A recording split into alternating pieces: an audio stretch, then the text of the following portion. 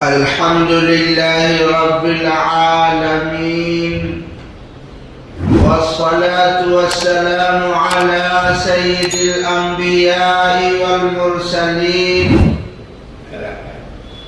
وعلى آله وأصحابه أجمعين. أما بعد، فأعوذ بالله من الشيطان الرجيم. بسم الله الرحمن الرحيم.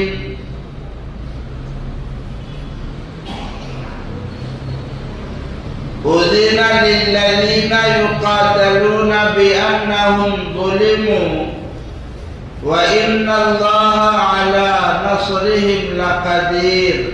صدق الله العظيم.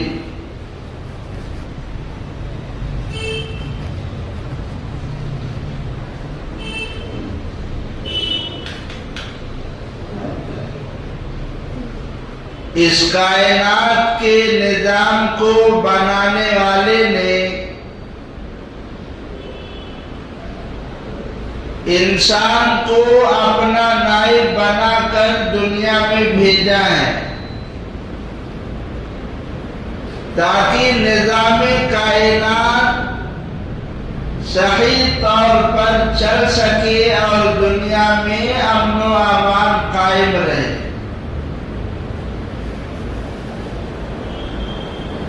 حضرت آدم علیہ السلام کو اللہ نے پہلا خلیفہ بنا کر روئے زمین پر اتارا. ہر طرف امن و امان تھا، اللہ کی عبادت کی جا رہی تھی.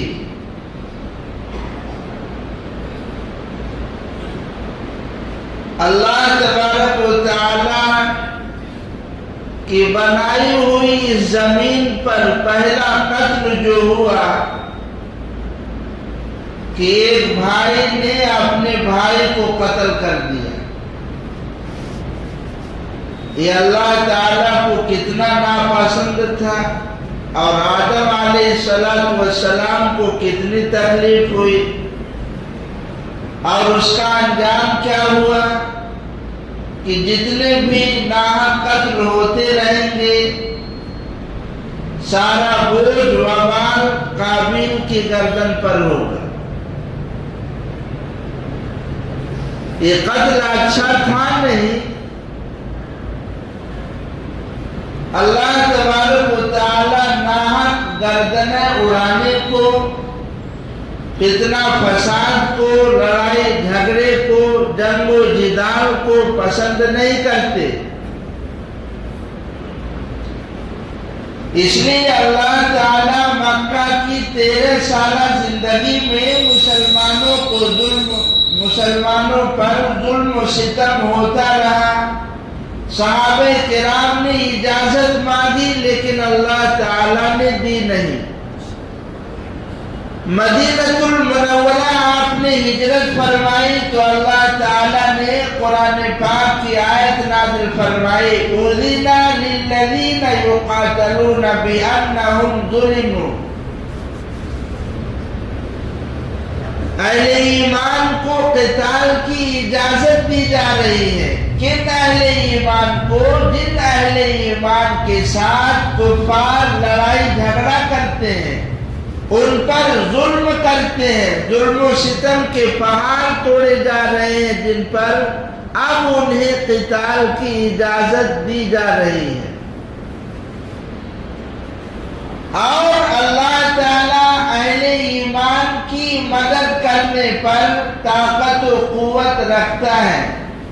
اگر ایسا نہ ہوتا، یعنی مسلمانوں کو، مومنین کو قتال کی اجازت نہ دی جاتی، تو پھر کفر کے بدماش، شیاطین کے قائد مسلمانوں کی مسجدوں کو، گرجا گھر کو، کلیساؤں کو اور ان گھروں کو جن میں اللہ کی عبادت کی جا رہی ہے اس کو مسمار کر دیتے. اور پھر کیا ہوتا کہ اللہ کا نام لینا مشکل ہو جاتا. اس لیے ضروری ہوا کہ ان کے غرور کو، ان کے تکبر کو اور ان کی سرکشی کو توڑا جائے اور مسل کر رکھ دیا جائے، تاکہ روئے زمین پر اللہ کا نام لیا جاتا رہے۔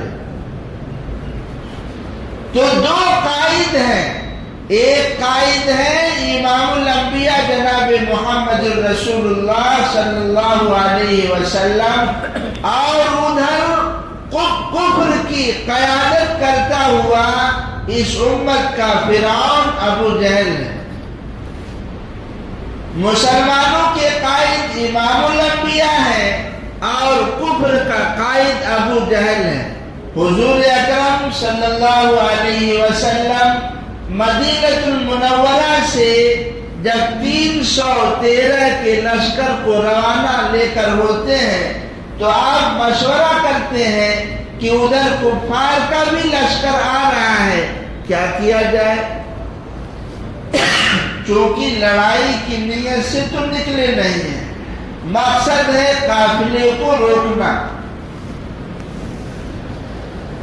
جب آپ نے مشورہ لیا تو وہ شخصیت جو نیکی کے ہر کام میں پہل رکھتی ہے، جو یار غار ہے سیدنا صدیق اکبر رضی اللہ عنہ، کھڑے ہوئے اور آپ نے پرجوش لہجے میں زوردار تقریر فرمائی، جس سے آپ نے یہ ثابت کیا، اے اللہ کے نبی، ہماری جان، ہمارا مال، سب کچھ آپ پہ نچھاور ہے، جو آپ حکم دیں گے ہم اسے قبول کریں گے، آپ کی اطاعت میں کبھی ہم پیچھے نہیں ہٹیں گے۔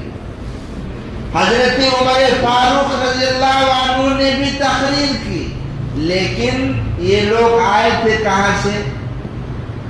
ابو بکر صدیق رضی اللہ عنہ، عمر فاروق رضی اللہ عنہ، یہ مکہ سے ہجرت کر کے آئے ہیں۔ آپ نے سنا ہے حضور صلی اللہ علیہ وسلم کی ہجرت سے پہلے بیعت عقبہ میں مدینہ کے انصار صحابہ نے جو بیعت کی تھی کہ جب آپ آئیں گے تو آپ کی مدد ہم کریں گے ہر اعتبار سے، اگر آپ پر کوئی حملہ آور ہوگا اسے بھی ہم روکیں گے۔ تو یہ دونوں شخصیات تو مہاجر کی تھی۔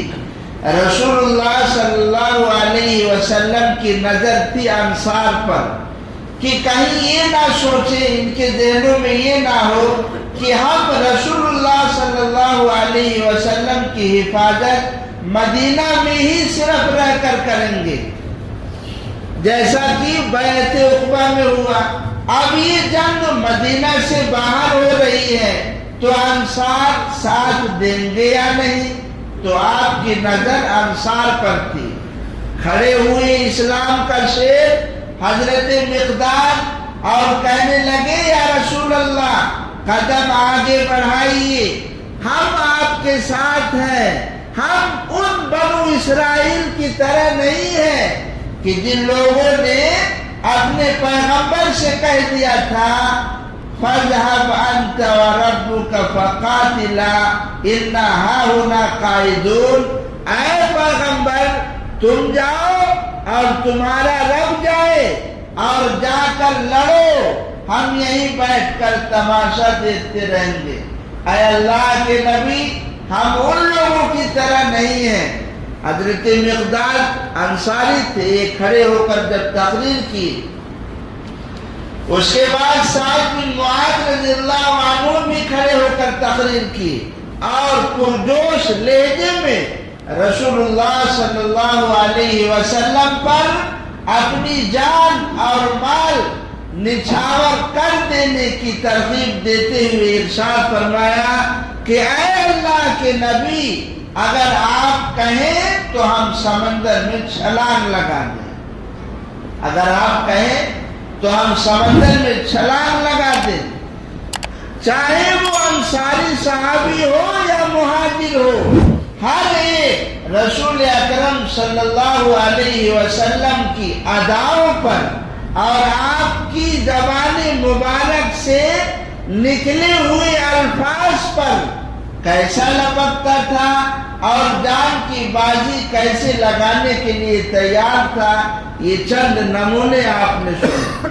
جب آپ نے ان صحابہ کرام کی باتوں کو سنا تو فرمایا آپ نے سیرو وابشرو، آگے بڑھو اور خوشخبری سنو، اللہ تبارک و تعالی نے ہم سے وعدہ کیا ہے کہ اللہ تعالی ہمیں ضرور غلبہ عطا فرمائیں گے۔ ادھر کفار مشرکین کی تعداد 1000، صحابہ کی تعداد 313، دونوں مقام بدر میں پہنچ گئے۔ کفار کی لشکر کی قیادت کرتے ہوئے ابو جہل پہاڑ کے پیچھے تھا۔ 17 رمضان المبارک سن 2 ہجری جمعہ کا دن جب سورج طلوع ہوتا ہے، کفار مکہ کا لشکر پہاڑوں پر چڑھ کر نیچے اترتا ہوا دکھائی دیتا ہے۔ رسول اکرم صلی اللہ علیہ وسلم نے بھی صحابہ کرام کو لے کر صف بنانا شروع کر دیا۔ آپ نے صفوں کو ترتیب دیا۔ صف بناتے ہوئے آپ تیر سے صفوں کو جب سیدھا کر رہے تھے تو ایک صحابی حضرت عکاشہ، ان کا سینہ یا پیٹ تھوڑا باہر کو نکلا ہوا تھا۔ رسول اکرم صلی اللہ علیہ وسلم نے اپنے تیر سے ٹچ کرتے ہوئے انہیں ارشاد فرمایا برابر کھڑے ہو جاؤ، لیکن ان صحابی نے کہا ہائے درد ہو رہا ہے۔ کہنے لگے آپ نے ہمیں مارا ہے اس لیے ہم آپ سے بدلہ لیں گے۔ حضور اکرم صلی اللہ علیہ وسلم، کیا سادگی تھی اس قائد کی، کیا تواضع تھی اس امام الانبیاء کی کہ قوم کا ایک آدمی کہتا ہے کہ آپ نے ہمیں تیر سے ٹچ کیا ہے، اس کا آپ بدلہ دیجئے۔ رسول اکرم صلی اللہ علیہ وسلم نے یوں اپنے کرتوں کو اٹھا دیا اور کہا لے لو بدلہ۔ جب حضور اکرم صلی اللہ علیہ وسلم نے اپنے قمیص مبارک کو اٹھایا تو حضرت عکاشہ نے اپنے لبوں کو حضور کے جسموں سے ٹچ کرنا شروع کر دیا۔ حضور نے فرمایا یہ کیا کر رہے ہو؟ کہنے لگے یا رسول اللہ یہ آخری وقت ہے، جنگ کا میدان ہے، شاید کہ یہ آخری موقع ہو، ہماری جو زندگی ہوئی ہے آپ کی ہر اعضاء کو ہم نے اپنایا ہے، آپ کی ہم نے اطاعت کی ہے، لیکن یہ آخری وقت ہے، میں چاہ رہا ہوں کہ آپ کے جسم سے ہمارے جسم کا کچھ حصہ ٹچ ہو جائے اور اس کی برکت حاصل کر لیں۔ حضور اکرم صلی اللہ علیہ وسلم نے صفوں کو ایسے ترتیب دیا کہ آج کے بڑے بڑے فوجی کمانڈر سوچنے پر مجبور ہیں کہ ایک امی نبی امام الانبیاء جناب محمد الرسول اللہ صفوں کو اس انداز سے تکون کے طرز پر ترتیب دیتا ہے کہ اگر کوئی پیچھے سے حملہ کرنے کی کوشش کرے تو اس کا بھی مقابلہ کیا جا سکے۔ ادھر کفار کے لشکروں کی صف لگ گئی، ادھر جناب محمد الرسول اللہ صلی اللہ علیہ وسلم کے لشکروں کی صف ہو گئی۔ حضور اکرم صلی اللہ علیہ وسلم کے لیے اونچائی پر آپ کے لیے ایک عریش تیار کیا گیا، ایک یعنی جھوپڑی کہہ لیجیے جس میں آپ قیام کریں۔ رسول اکرم صلی اللہ علیہ وسلم عریش میں تشریف فرما ہے، باہر سیدنا صدیق اکبر رضی اللہ عنہ پہرا دے رہے ہیں۔ پہلے جب جنگ ہوتی تھی تو پہلے انفرادی مقابلہ ہوتا تھا، اس کے بعد گھمسان کی جنگ شروع ہو جاتی تھی۔ کفار کی طرف سے عتبہ، شیبہ اور ولید 3 کمانڈر نکلے، جس میں سے 2 عمر دراز تھے اور ولید نوجوان تھا۔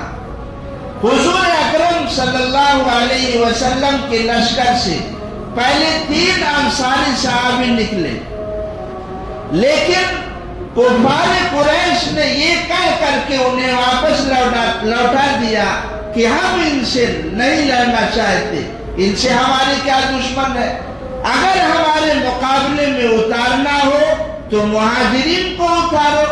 इसलिए रसूल अकरम सल्लल्लाहु अलैहि वसल्लम ने कहा, आपने ऐलान फरमाया, ऐ हमजा आगे बढ़ो, ऐ अली आगे बढ़ो, ऐ उबैद आगे बढ़ो। हजरत हमजा तलवार लिए हुए मैदान में उतर आए, हजरत अली भी मैदान में उतर आए, हजरत उबैद बिन हारिस भी मैदान में उतर आए। तीन के मुकाबले में तीन। यहाँ सोचने की ये जरूरत है कि हजरत हमजा की उम्र उस वक्त मेरे ख्याल से 57 साल की रही होगी, और उबैद बिन हारिस इनकी भी उम्र तकरीबन 60 से ऊपर है, 65 या 63 साल की उम्र है। तो इन दोनों के मुकाबले में उतबा और शैबा आए, बाकी रहे हजरत अली। हजरत अली के मुकाबले में वलीद आया, ये नौजवान था, और हजरत अली की भी उम्र तकरीबन 25 साल, ये भी नौजवान।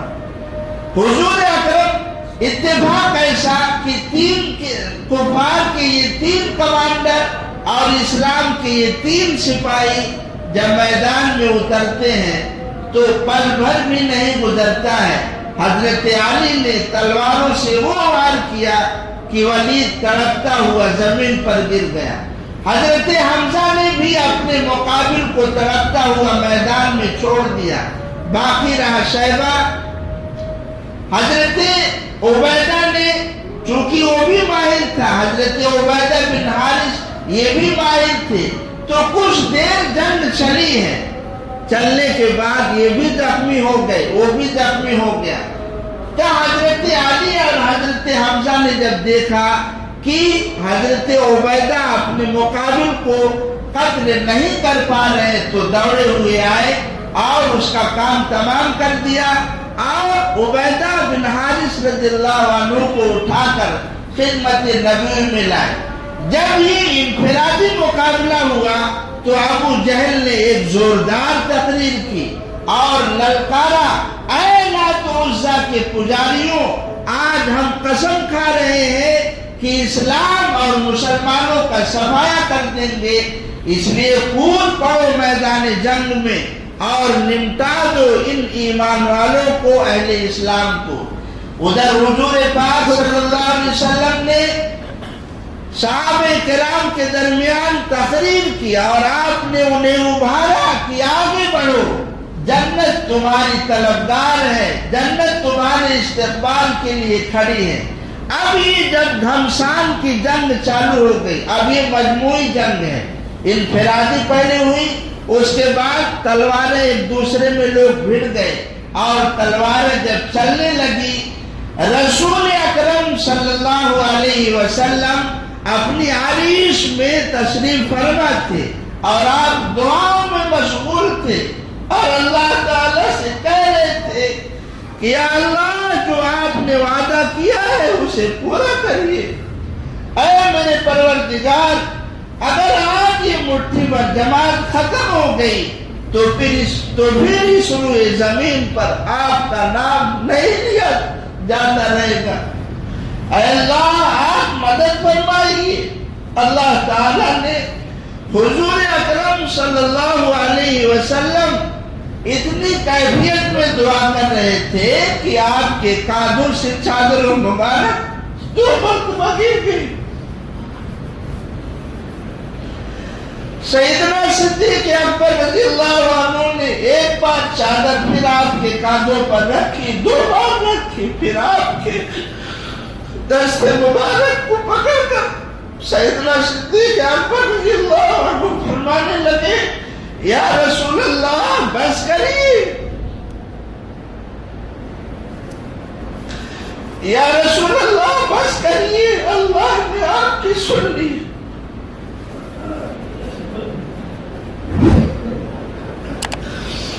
अल्लाह आपको बेयार मददगार नहीं छोड़ेगा, अल्लाह की मदद आकर रहेगी। आज 1000 का लश्कर, साथ में शयातीन का लश्कर کر بھی شامل ہو کر اسلام کو اور مسلمانوں کو ختم کرنا چاہ رہا ہے، اور اتراتے ہوئے اکڑتے ہوئے بھاری ہتھیاروں کے ساتھ لاؤ لشکر کے ساتھ میدان میں اترا ہے۔ اللہ کے نبی صلی اللہ علیہ وسلم کی دعا قبول ہوئی، آپ حریث سے باہر نکلے اور اپنے ہاتھ میں خاک اٹھائی اور شاہد الوجوہ پڑھتے ہوئے لشکر کفار کی طرف آپ نے جب یوں پھینکا تو ہواؤں میں کوئی کافر نہیں بچا جس کی آنکھ میں وہ غبار اور مٹی نہ گئی ہو۔ سارے لوگ اپنے آنکھوں کو ملتے رہے۔ اللہ تعالیٰ نے نقشہ کھینچا ہے، وَمَا رَمَيْتَ إِذْ رَمَيْتَ وَلَكِنَّ اللَّهَ رَمَى۔ اے میرے محبوب، جو آپ نے مٹھی بھر خاک اڑائی ہے، یہ آپ نے نہیں پھینکا، یہ اللہ تعالیٰ نے پھینکا۔ جب کفار و مشرکین اپنی آنکھیں ملنے میں لگ گئے، اللہ کے نبی صلی اللہ علیہ وسلم یکے بعد دیگر صحابہ کرام کے درمیان تقریر فرما رہے ہیں اور انہیں جوش دلا رہے ہیں کہ اگر کوئی بغیر خود کے اللہ کے راستے میں لڑے گا، اللہ تعالیٰ اسے بھی جنت دیں گے، اس کی فضیلت اور ہے۔ حضرت عمر کھجور کھا رہے ہیں، کہنے لگے اتنی دیر کون رکے گا، کھجور کو پھینکے اور میدان میں اتر گئے، شہید ہو گئے۔ اللہ کے نبی صلی اللہ علیہ وسلم جب یہ گھمسان کی جنگ ہو رہی ہے، اللہ تبارک و تعالیٰ نے مسلمانوں کی نصرت اور مدد کے لیے پہلے 1000 کا لشکر اتارا، اس کے بعد 2000 کا لشکر اتارا، پھر 2000 کا لشکر اتارا۔ یوں اللہ تعالیٰ نے 5000 فرشتوں کے ذریعے سے مسلمانوں کی نصرت اور مدد فرمائی۔ جب فرشتوں کی یہ کمک اتر رہی تھی تو ابلیس جو اپنے لاؤ لشکر کے ساتھ کفار کا ساتھ دے رہا تھا، اس نے جب دیکھا تو ابو جہل کا اور دیگر کفار کا ہاتھ چھوڑ کر میدان جنگ سے فرار ہونے کی ٹھان لی اور فرار ہو گیا۔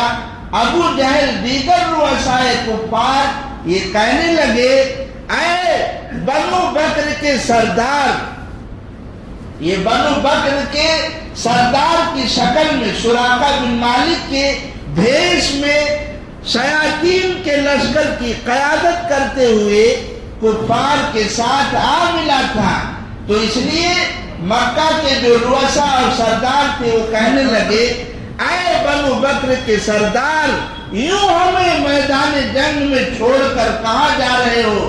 ابلیس نے کہا، مجھے جانے دو، میں نے وہ چیز دیکھ لی ہے جو تم نہیں دیکھتے۔ اللہ تبارک و تعالیٰ نے میدان بدر میں یوں 5000 کے لشکر کو اتار کر انہیں ٹریننگ بھی دی، اور اللہ نے ارشاد فرمایا، اے فرشتوں، تلوار تم چلانا سروں کے اوپر، گردن اسلام کا سپاہی اڑائے گا۔ یہ ایسے ہی سمجھیے، جب اللہ تعالیٰ فرشتوں کی نصرت اور مدد فرماتے ہیں، فرشتوں کے ذریعے سے مسلمانوں کی نصرت اور مدد فرماتے ہیں، تو کیسے؟ مثال کے طور پر فرشتہ جو ہے، اللہ نے فرمایا سر کے اوپر تلوار چلاؤ۔ ابو جہل وہاں کھڑا ہوا ہے، اب صحابی یہاں سے تلوار چلا رہا ہے، اب گردن اڑ گئی۔ سامنے والا دیکھ کے حیران ہے کہ یہ گردن کیسے اڑ گئی، میں تو اتنی دور مارا ہی نہیں مارا۔ 1000 کلومیٹر، مثلا ہم کو یہاں سے بم مارنا ہے، اب یہاں سے 50 کلومیٹر، اب بم کی جو وہ ہے کیا نام کلومیٹر کی مسافت، یہ 2-3 ہی ہے، مارا تو ہم نے یہاں سے، لیکن 50 کلومیٹر تک پہنچ نہیں سکتی۔ ہمارا کام ہے مارنا، 50 کلومیٹر دور فرشتہ لے جا کے پہنچائے گا۔ سمجھے بات؟ فرشتوں کی مدد ایسی ہوتی ہے۔ صحابی تلوار چلا رہے ہیں اور اس سے پہلے ہی میدان میں لاش گر گئی. یہ کیسے ہوا؟ یہ فرشتے تھے. یہ کیسے ہوا؟ یہ فرشتے تھے. ایسی گھمسان کی لڑائی چل رہی ہے. رسول اکرم صلی اللہ علیہ وسلم خود میدان میں اترے ہوئے ہیں. صحابہ کرام آپ کی حفاظت کیا کرتے؟ آپ کے پاس آ کر خود محفوظ ہونا چاہتے ہیں. کوئی بزدل قائد نہیں ہے. یہ انسانیت کے پوری امت کے قائد اور رہبر ہیں. کیا شجاعت ہے آپ کی، کیا بہادری ہے آپ کی، اور کیسی آپ کی جنگی حکمت عملی ہے کہ حضور اکرم صلی اللہ علیہ وسلم نے جمعہ کے دن سورج طلوع ہوا ہے، جنگ کا آغاز ہوا، اور شام ہوتے ہوتے کفار مکہ کے اور اطراف کے جو لوگ اس میں شامل ہوئے تھے 70 بڑے بڑے لوگ مارے گئے. کتنے؟ 70. گھمسان کی اس جنگ میں حضرت عبد الرحمن بن عوف رضی اللہ عنہ کے بازو میں، آپ کے بغل میں حضرت معاذ حضرت معاوض کھڑے ہیں اور انہیں جوش آ رہا ہے. حضرت عبد الرحمن رضی اللہ عنہ سے پوچھتے ہیں، سنا ہے ایک کمینہ ہے، یہ ایک بدبخت ہے جو امام الانبیاء صلی اللہ علیہ وسلم کو برا بھلا کہتا ہے، جس کا نام ہے ابو جہل. میرے چچا بتائیں تو وہ کہاں ہے؟ دکھ نہیں رہا گھمسان کی جنگ میں. اتفاق سے ابو جہل قیادت کرتا ہوا گھوڑے پر سوار ہتھیاروں سے لیس میدان جنگ میں نظر آیا. عبد الرحمن رضی اللہ عنہ نے فرمایا، وہ دیکھو تمہارا شکار، تمہارا ٹارگٹ. فرماتے ہیں یہ دونوں بچے ایسے لگ گئے کہ تھوڑی دیر کے لیے ایسا ہو گیا کوئی نہیں دکھ رہا ہے، گرد و غبار. تھوڑی دیر کے لیے ایسا نقشہ ہوا، نہ ابو جہل دکھ رہا ہے، نہ یہ دونوں معاذ اور معاوض بچے دکھ رہے ہیں. جب غبار چھٹا اور صاف نظر آنے لگا تو کیا دیکھتے ہیں کہ یہ دونوں بچوں نے ابو جہل کا کام تمام کر دیا. یہ قیادت کفار کی جو کر رہا تھا ختم ہو گئی، اور یوں ذلیل ہو کر اللہ تبارک و تعالی نے قتل کرایا. حضور اکرم صلی اللہ علیہ وسلم نے حضرت عبداللہ بن مسعود رضی اللہ عنہ سے ارشاد فرمایا، دیکھو اس ابو جہل کی لاش کہاں ہے؟ جب یہ آئے میدان میں تڑپ رہا ہے. لیکن ایک بات یاد رکھی، یہ سیرت کی تاریخ کی کتاب آپ پڑھ لیں گے، ادھر 313 کی تعداد، 2 گھوڑے 70 اونٹ، ادھر سب کے پاس اونٹ، سب کے پاس گھوڑے، سب کے پاس ہتھیار. اور اتنا ذہن میں رکھیے گا، یہ سیرت کی ہے بات، تاریخ کی ہے. مکہ کے مشرکین کوئی ایسے ویسے جنگجو نہیں تھے، سمجھے بات؟ ایسے ویسے لڑنے والے نہیں تھے، بہت ماہر تھے، ہر پیٹوں سے آگاہ تھے، بلکہ کئی شہسوار تھے. لیکن شام ہوتے ہوتے 70 کا مر جانا، 70 کا قید کیا جانا، اور صحابہ کرام کی تعداد 313، صرف 14 شہید. کتنے؟ تو یہ عجیب جنگ تھی. اسلام کی ایسی جنگ ہے کہ کفر کی قیادت میں ایک طرف ابو بکر کا بیٹا عبد الرحمن ہے، اور محمد رسول اللہ کے جھنڈوں تلے باپ ابو بکر ہے. کفر کے جھنڈوں تلے ایک طرف حضرت عباس ہیں، اور رسول اللہ کی جھنڈوں تلے آپ کی قیادت کے نیچے حضرت حمزہ ہیں. کفر کے جھنڈوں تلے امین هذه الامہ ابو عبیدہ بن الجراح ان کا باپ ہے، اور محمد رسول اللہ کے جھنڈوں کے نیچے ابو عبیدہ ہیں.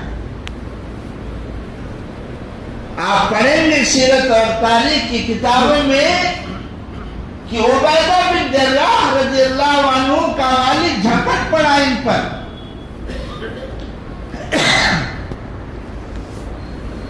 مارنے کے لیے اپنے بیٹے کو. حضرت ابو عبیدہ بن الجراح انہوں نے مقابلہ کیا اور مدافعت کرتے ہوئے اپنے باپ کے 2 ٹکڑے کر دیے.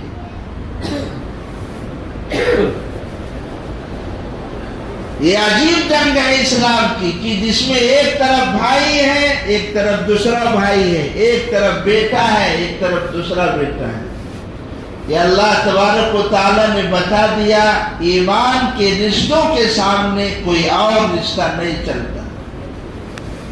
اور کیسا دل تھا صحابہ کرام کا، کتنا اس کا ایمان تھا کہ آج مسلمان اپنے بھائی کے سپورٹ میں، گرچہ وہ ناحق ہے، گرچہ وہ ظالم ہے، سپورٹ کرتا ہوا نظر آئے گا، حق کی طرفداری نہیں کرے گا، لیکن یہ وہ اسلام کے لشکر ہے کہ سامنے چاہے باپ آ جائے یا بیٹا آ جائے یا ماموں آ جائے، کسی کی رعایت نہیں کی جائے گی، حق کا ساتھ دیا جائے گا. اور یوں اسلام کے ان سپاہیوں نے رسول اللہ صلی اللہ علیہ وسلم کی قیادت میں کفار کے اتنے سارے لوگوں کو قتل کیا اور قید بھی کیا. جب حضرت عبداللہ بن مسعود رضی اللہ عنہ میدان میں گئے اور ابو جہل کی لاش کو جب آپ نے دیکھا، اس کے سینے پر اپنا پاؤں رکھ دیا. سانس چل رہی تھی، آنکھ بند تھی. آنکھ جب کھولا ہے، ابو جہل کہتا ہے ابے او چرواہے، یہ اپنی زبان میں اگر میں کہوں ابے تیری کیا حیثیت ہے میرے سامنے آنے کی، تو چرواہا ہے، تجھے معلوم نہیں یہ سینہ کس کا ہے؟ یہ ایک سردار کا سینہ ہے. اے بکریوں کو چرانے والے، تیری آج یہ حیثیت ہو گئی، تو میرے سینے پر چڑھ گیا. یہ اللہ عزت دیتے ہیں اسلام کی بدولت. کہنے لگا جا کے یہ پیغام دے دینا کہ آج تک محمد الرسول اللہ سے ہم نے دشمنی رکھی ہے، لیکن آج یہ آخری وقت ہے، میں دنیا سے جا رہا ہوں، قتل ہو گیا ہوں، لیکن پہلے سے کئی گنا زیادہ محمد صلی اللہ علیہ وسلم کی عداوت اور بغض اپنے سینے میں لے کر جا رہا ہوں. کیسا پتھر تھا اس کا دل. اس لیے حضور اکرم صلی اللہ علیہ وسلم نے جب اس کا یہ پیغام سنا تو آپ نے فرمایا یہ اس امت کا فرعون ہے. اس لیے کہ یہ فرعون موسیٰ علیہ السلام کے دور میں آیا، جب وہ سمندر میں غوطہ لگانے لگا اور ڈوبنے لگا تو چیخ اٹھا، پکار اٹھا، چلانے لگا میں ایمان لایا اس رب پر جو رب موسیٰ علیہ السلام کا رب ہے. لیکن آج بدر کے میدان میں تڑپتی ہوئی یہ لاش اور غرور اور تکبر اتنا ہے کہ حضور صلی اللہ علیہ وسلم کو یہ پیغام بھیجوا رہا ہے. حضرت عبداللہ بن مسعود رضی اللہ عنہ نے گردن الگ کر کے حضور صلی اللہ علیہ وسلم کے خدمت میں پیش کر دیا. اور یوں اللہ تبارک و تعالی نے مسلمانوں کو اور اسلام کو فتح عطا فرمائی. آگے کی باتیں انشاءاللہ آئندہ ہفتے اللہ تبارک و تعالی ہمیں بھی وہ شوق اور جذبہ عطا فرمائے اور آپ کی ایک ایک ادا پر جان دینے والا بنا. اللہ تعالیٰ اخلاص پیدا فرمائے. وما علینا الا البلاغ.